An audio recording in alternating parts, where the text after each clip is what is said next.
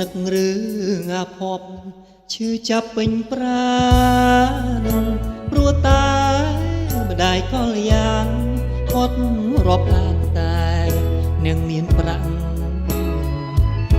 បងជាកម្មក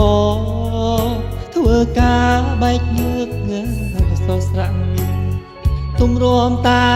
បើកបានប្រាក់មកដាក់ជាជំនួនស្នេហ៍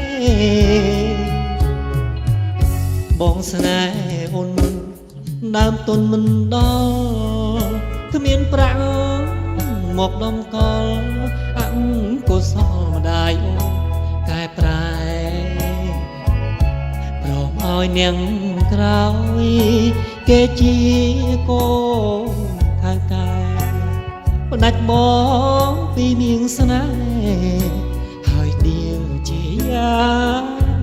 អាស្រ័យអោនាងក្រតូចទៀបដូចខ្ញុំខាដែលខំដាំងកម្មមកផ្ដាច់យកទៅពេលដែលរថយន្តចេញពីអូជ្រៅបងឃើញស្រពាលពើនៅក្នុងរោងការគូថ្មី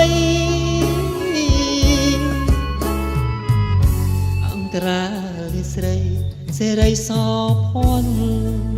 ផ្ដាំតាអ្នករុនពនសូមទុកគ្រាន់ជាចំណងដៃបងដាំម្ដាយអូនផ្ដាច់បងពីចរណៃជាតិនេះសូមចាញ់ដៃព្រោះម្ដាយថ្លៃលក់កូនយកប្រាំង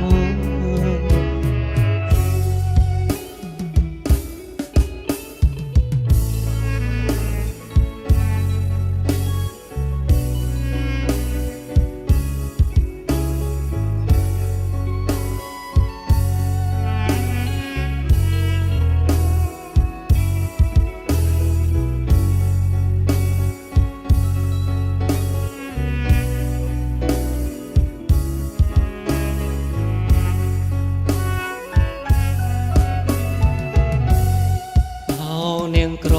តូចទៀបមកដូចខ្ញុំការដែលខំដាំកម្មមកផ្ដាច់យកទៅពេលដែលរថយន្តចេញពីអូជ្រៅបងឃើញស្រពាលពើនៅក្នុងរោងការគូថ្មីអន្តរាលស្រីសេរីសោភ័ណ្ឌផ្ដាំតាអ្នករុនពនសូមទុកគ្រាន់ជា